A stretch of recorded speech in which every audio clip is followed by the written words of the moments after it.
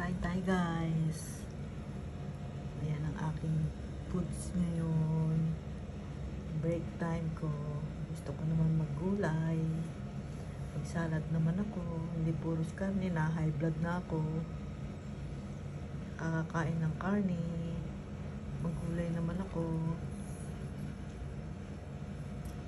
So let's eat. Let's eat na.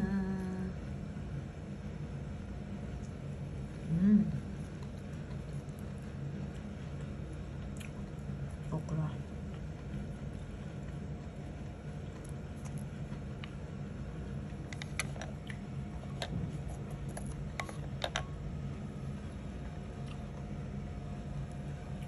Kain muna ako guys. Diyan muna kayo. Para makain ako ng maigi. Bye!